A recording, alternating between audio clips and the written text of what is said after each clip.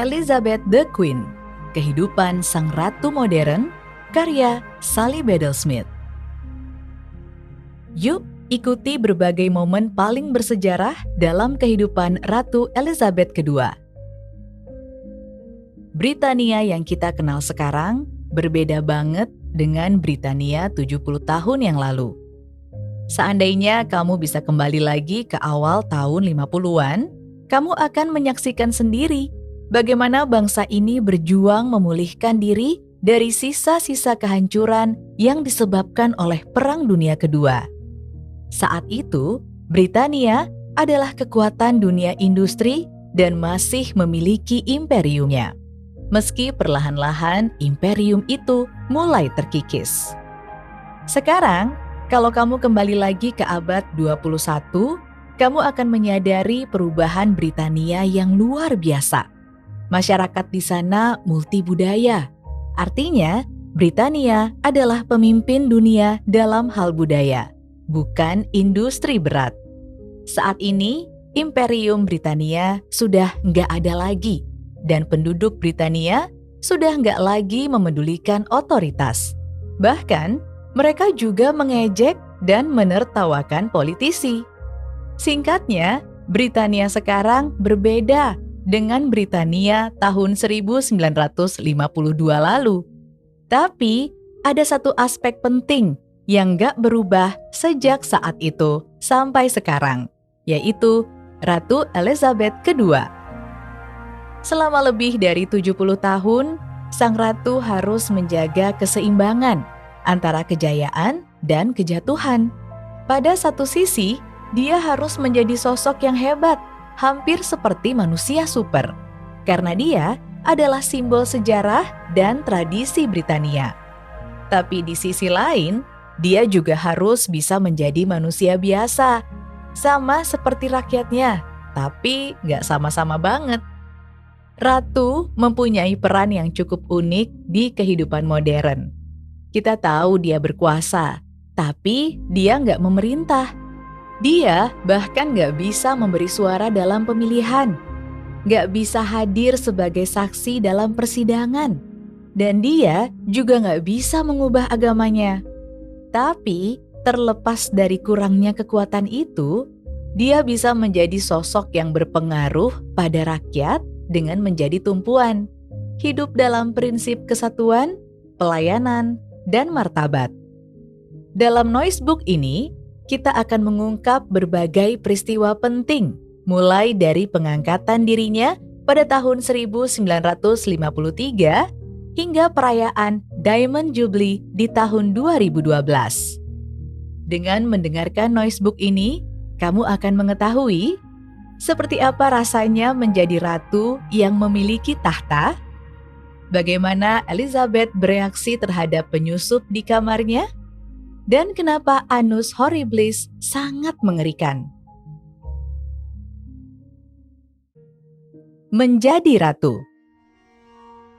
Ratusan ribu penonton gak lelah-lelahnya berkerumun dan berjejalan meski diterpa angin, hujan, dan cuaca dingin pada suatu pagi di tahun 1953. Mereka semua berdiri berdesak-desakan di sepanjang tempat-tempat terkenal di Inggris, alun-alun Trafalgar, Oxford Circus, Istana Buckingham untuk melihat sebuah pergelaran akbar yang hanya terjadi sekali seumur hidup.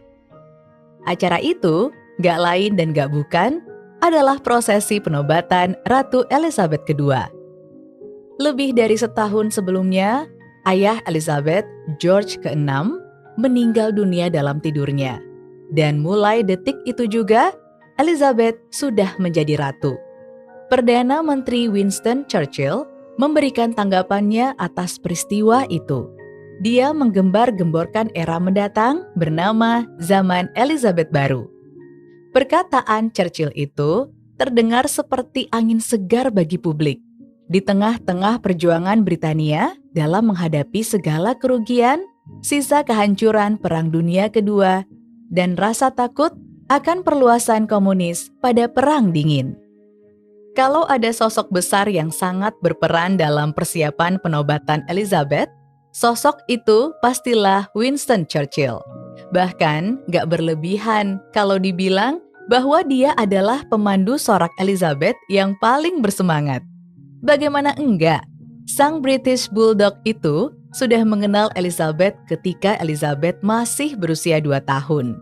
Pada saat itu, Churchill mengatakan kalau dia sudah bisa merasakan hawa-hawa kekuasaan dan sifat reflektif yang sangat mengherankan dalam diri seorang balita. Dan benar saja, Elizabeth membawa serta hawa kekuasaan itu selama dia menjabat sebagai penguasa. Sebuah perjalanan yang dimulai pada hari berangin kencang di tahun 1953. Elizabeth dibawa ke biara Westminster dengan kereta kerajaan berlapis emas yang sangat mewah sambil mengenakan diadem turun-temurun dari nenek buyutnya dan gaun penobatan satin berwarna putih. Para pelayan kehormatan memasangkan Elizabeth jubah kenegaraan beludru berwarna merah tua dengan panjang mencapai lebih dari 5 meter dan dihiasi dengan bulu cerpelai dan renda emas. Ketika para pelayan kehormatan mulai mengangkat jubah di belakang Elizabeth, Elizabeth menatap mereka lewat bahunya sambil bertanya, "Siap, girls?" Kemudian dia pun dibawa ke biara, di mana dia berjalan dan berdiri di samping kursi Raja Edward, kursi di mana dia akan duduk untuk dimahkotai. Kemudian, Uskup Agung memulai pengakuan itu dengan mempersembahkan Elizabeth ke hadapan 7.500 tamu terhormat.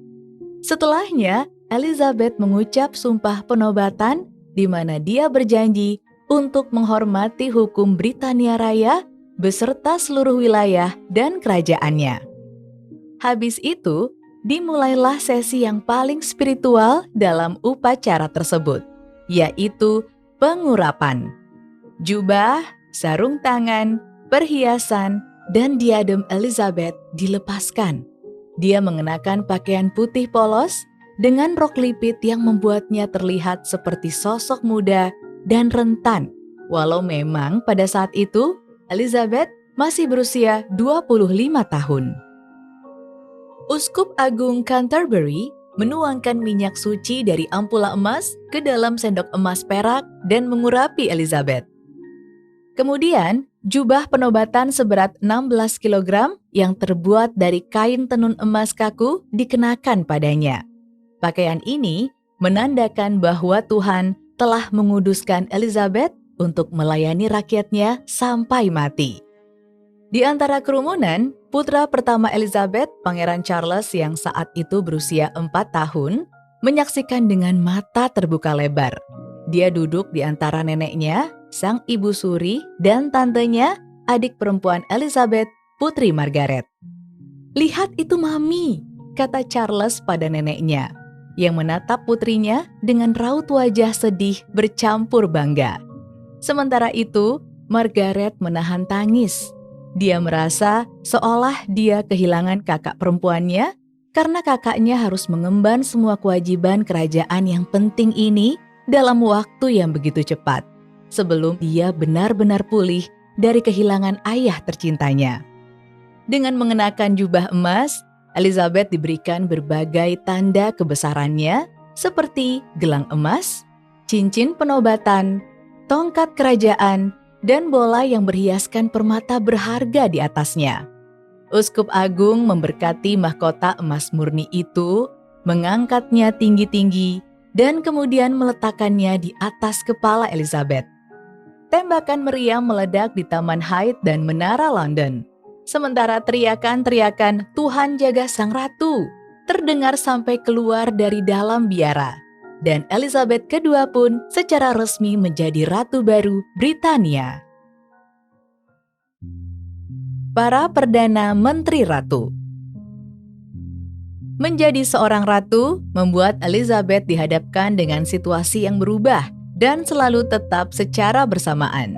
Maksudnya, gak peduli berapa banyak pemimpin parlemen silih berganti, dia akan tetap dan selalu berada di atas tahtanya. Makanya, dia harus bisa membangun hubungan dengan semua Perdana Menteri yang pernah menjabat sejak dirinya mulai berkuasa. Perdana Menteri pertama, sekaligus yang paling berkesan, tentu adalah Winston Churchill. Setelah Elizabeth resmi dinobatkan, hubungan yang sebelumnya memang sudah terjalin dengan Churchill menjadi semakin erat. Mereka saling memahami karena mereka sama-sama pernah merasakan Perang Dunia Kedua. Selain itu, keduanya menyukai kuda dan senang menungganginya.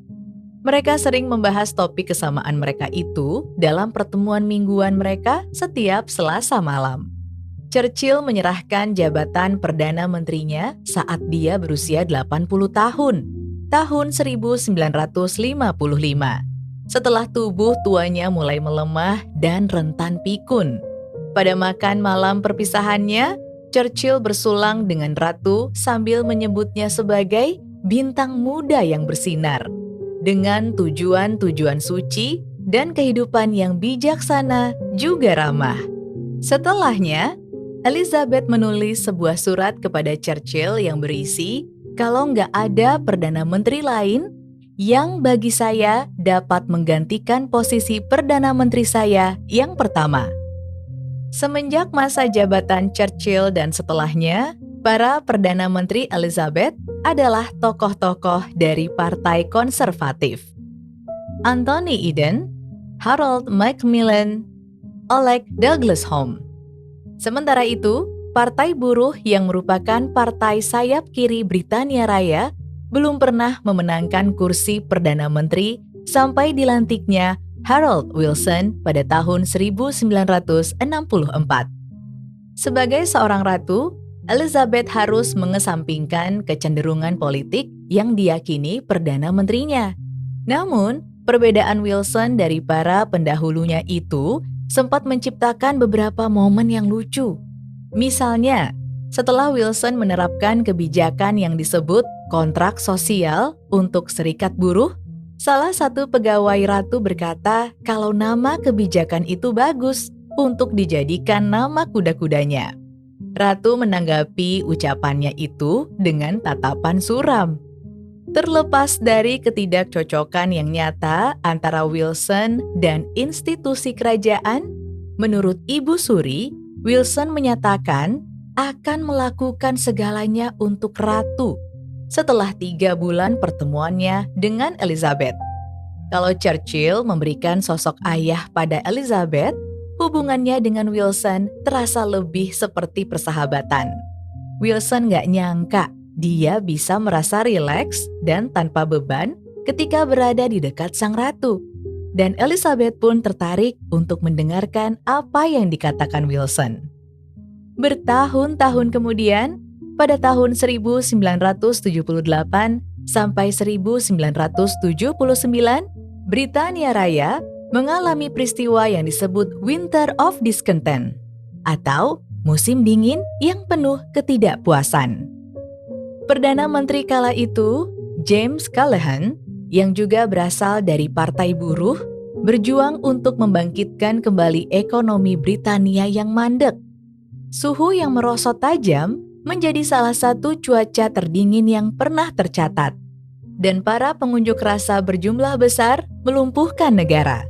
Bahkan, para penggali kubur pun ikut dalam aksi mogok itu.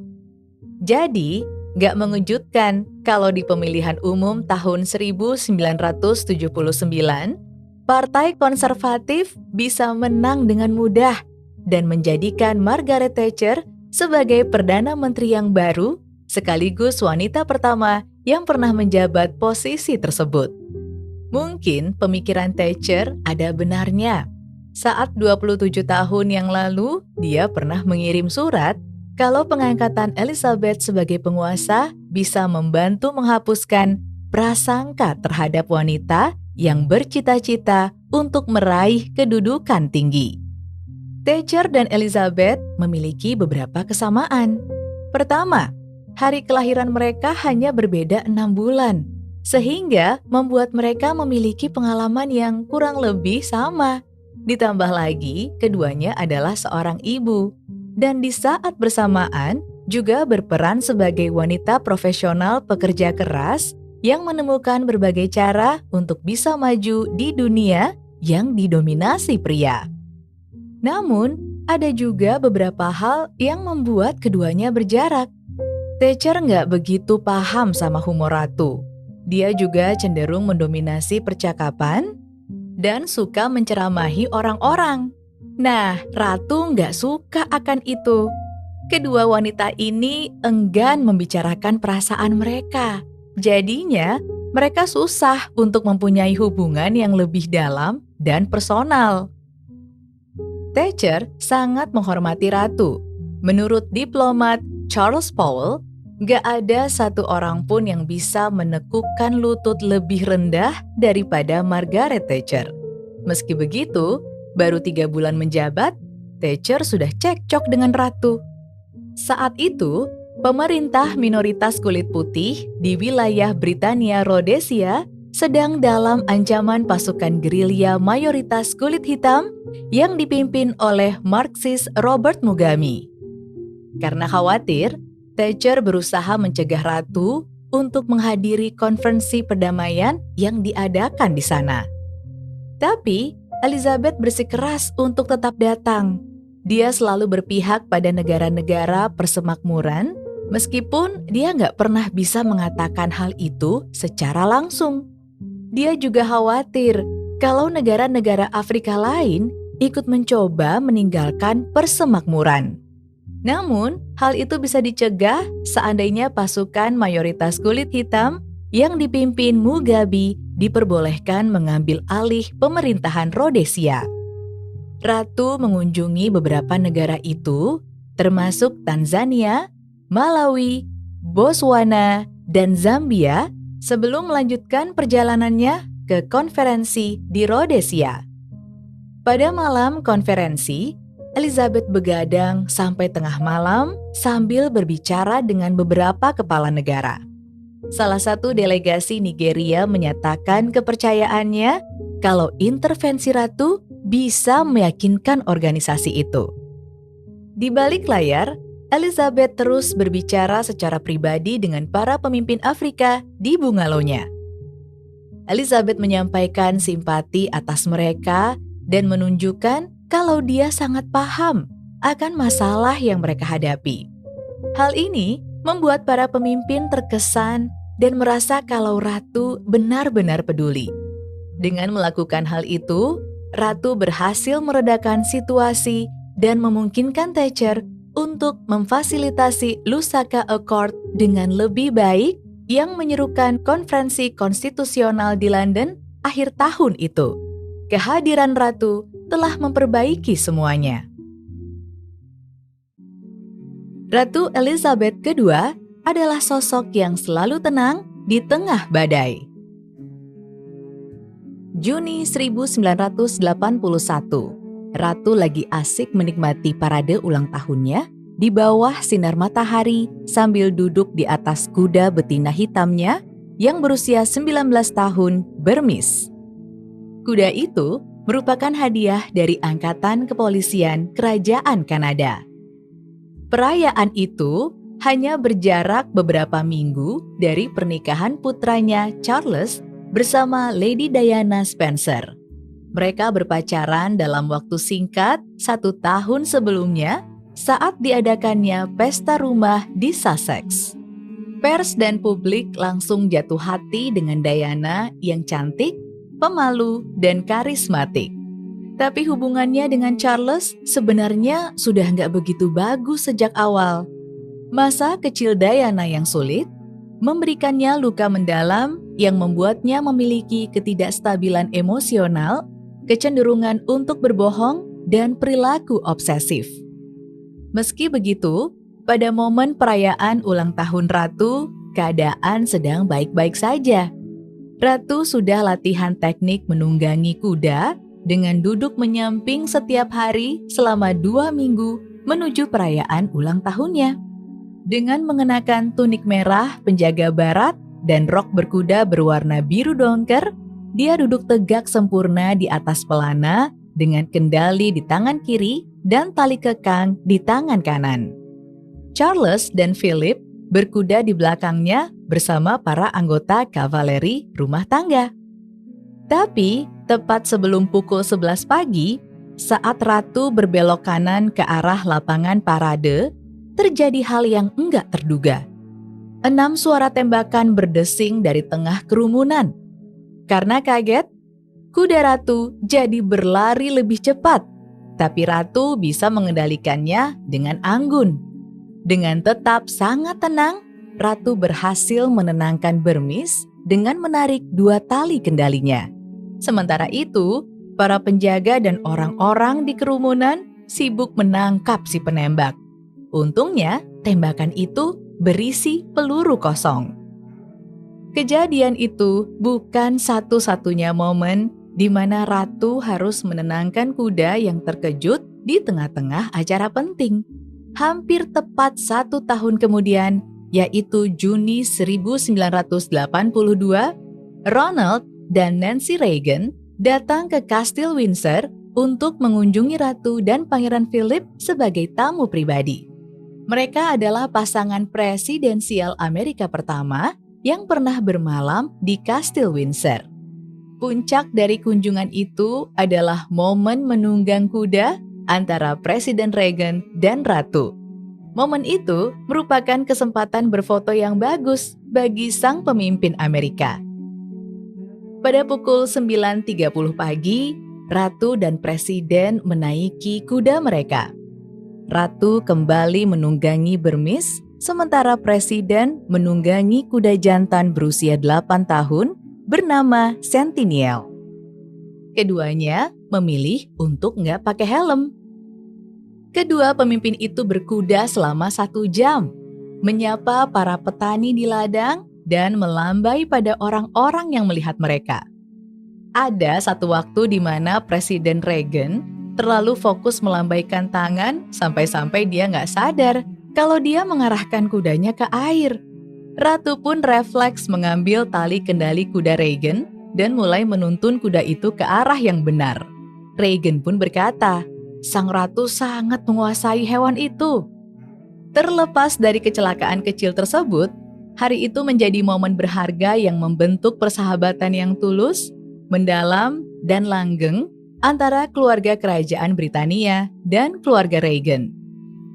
Sebulan kemudian, Elizabeth lagi-lagi menunjukkan keberaniannya ketika dihadapkan dengan bahaya. Pada pukul 7.15 pagi, dia mendengar suara pintu yang dibanting. Orang yang membanting pintu itu gak mungkin Philip, karena dia sudah pergi pagi tadi untuk menghadiri pertemuan di suatu tempat dan para stafnya juga gak pernah ceroboh begitu. Saat dia duduk di tempat tidurnya, dia terkejut melihat seorang pria tanpa alas kaki yang mengenakan kaos dan celana jeans. Pria itu membuka tirai kamar Elizabeth sambil memegang pecahan gelas di tangannya. Darah menetes dari ibu jarinya selagi dia berjalan untuk duduk di ujung tempat tidur Elizabeth. "Keluar dari sini sekarang juga!" teriak Ratu. Namun, si penyusup ini, Michael Fagan, ternyata pernah berhasil masuk ke istana 1 kali sebelumnya. Dia curhat kepada Ratu tentang masalah pribadinya. Agar pria itu tetap tenang, Ratu menyimak dengan sabar dan memberikannya komentar simpatik sambil terus berusaha memanggil pertolongan menggunakan tombol darurat di kamarnya. Meski merasa sangat syok, Elizabeth secara nggak wajar tetap bisa mengendalikan keadaan dengan tenang. Saat Fagan meminta rokok, Ratu menunjukkannya ke pantry terdekat. Di sana, dia bertemu seorang pelayan kamar dan pelayan lain yang sedang membawa anjing-anjing corgi Ratu. Anjing-anjing itu menyalak-nyalak, sementara pelayan mengalihkan perhatian Fagan dengan minuman. Akhirnya, kontingen polisi datang dan membawanya keluar. Ratu nggak mendeskripsikan insiden itu sebagai peristiwa yang menyeramkan. Dia malah menganggapnya sebagai kejadian yang aneh. Seperti biasa, dia selalu tetap tenang meski sedang diterpa badai. Annus Horribilis. Ratu tiba di Washington pada hari Selasa, 4 Mei 1991 Di tengah berlangsungnya Perang Teluk, dia menghabiskan waktu 3 hari di Washington untuk menghadiri 18 pertemuan, lalu mengunjungi 6 kota di Florida dan Texas sebelum kembali pulang ke London. Meskipun jadwalnya di sana super padat dan melelahkan, Ratu akan mengenang masa-masa itu sebagai salah satu momen yang damai jika dibandingkan dengan apa yang akan dia hadapi sepulangnya dia dari sana. Saat itu, Pangeran Charles dan Putri Diana hampir mencapai ulang tahun pernikahan mereka yang ke-10 dan keretakan rumah tangga mereka semakin memburuk. Charles kembali berselingkuh dengan mantan pacarnya Camilla, sementara Diana berselingkuh dengan mantan instruktur berkudanya James Hewitt.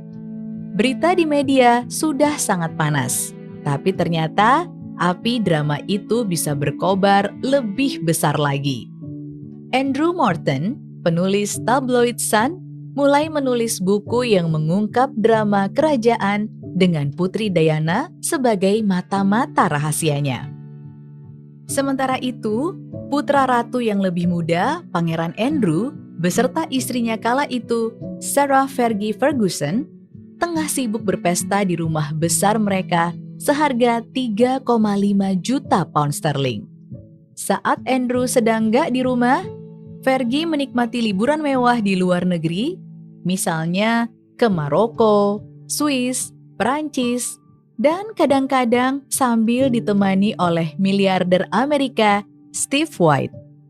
Eksploitasi harta ini menginspirasi terbitnya sebuah artikel editorial di surat kabar Sunday Times yang mengkritik keluarga kerajaan karena menghambur-hamburkan dana publik.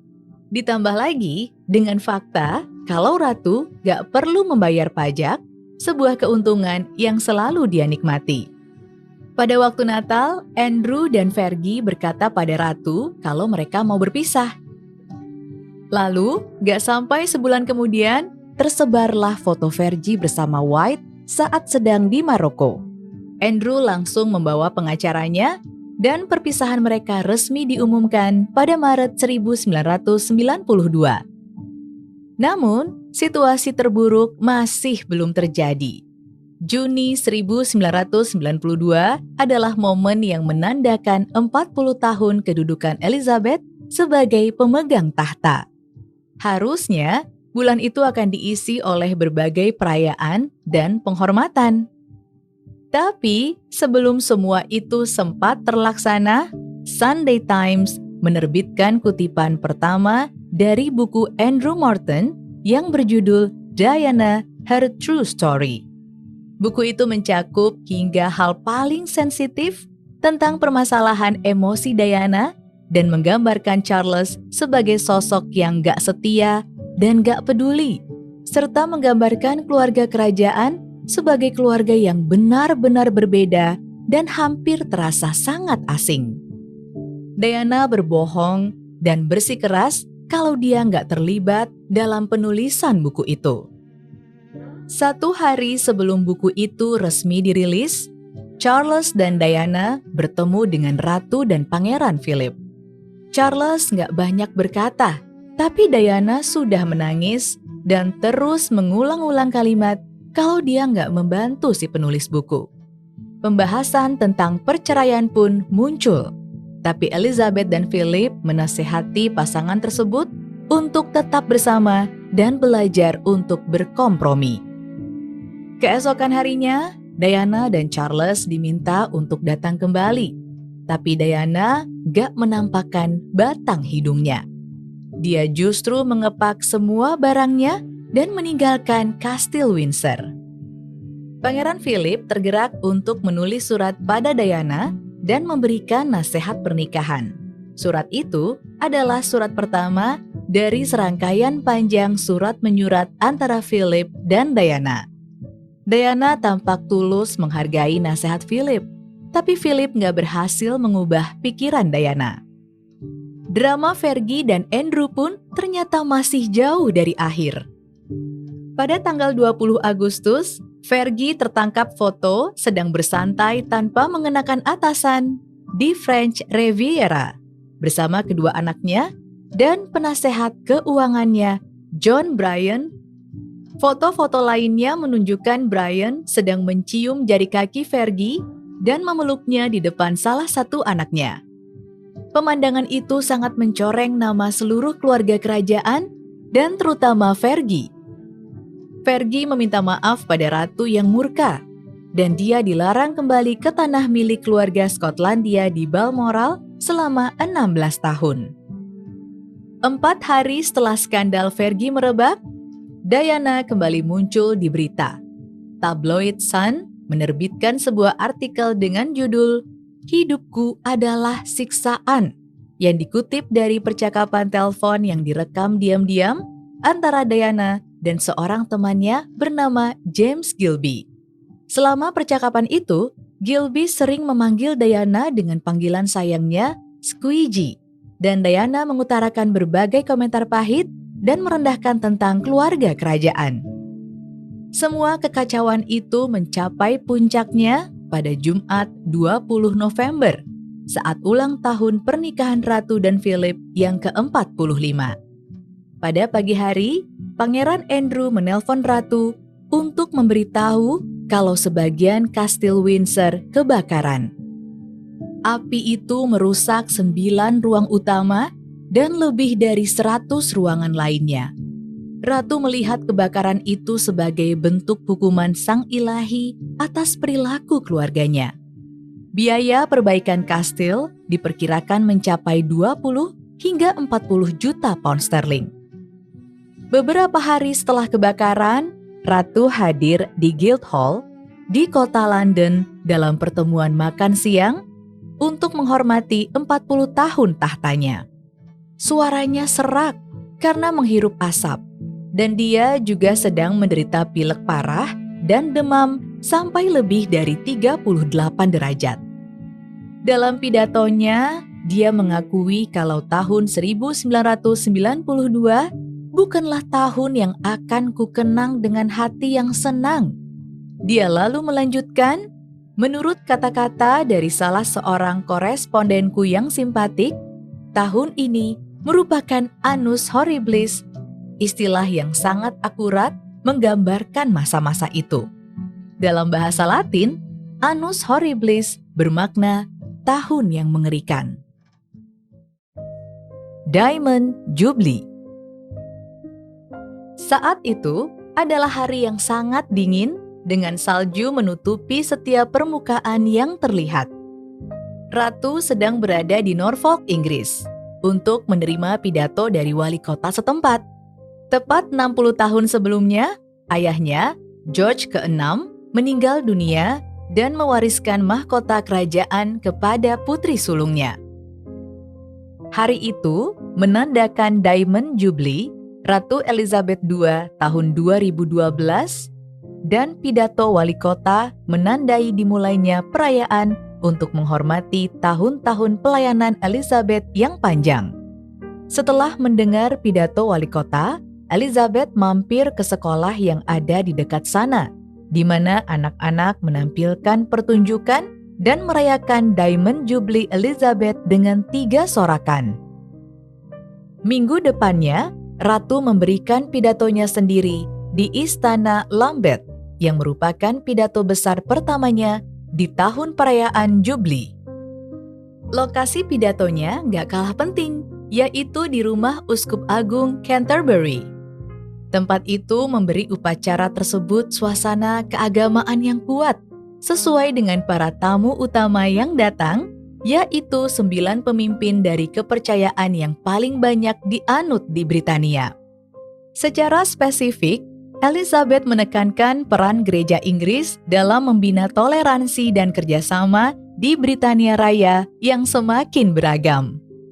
Setelah pidato Elizabeth, sebagian besar perayaan Jubilee dimulai pada bulan Maret.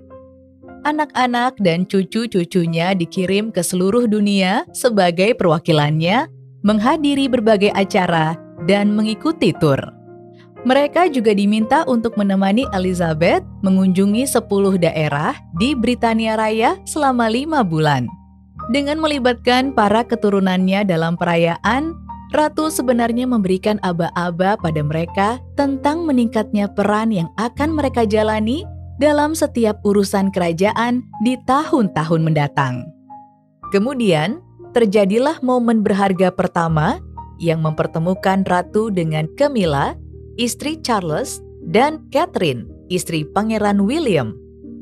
Mereka bertemu untuk minum teh di pusat perbelanjaan Piccadilly yang terkenal, Fortnum and Mason. Pertemuan itu dimaksudkan untuk menunjukkan sisi ceria dan akrab dari ketiga wanita tersebut.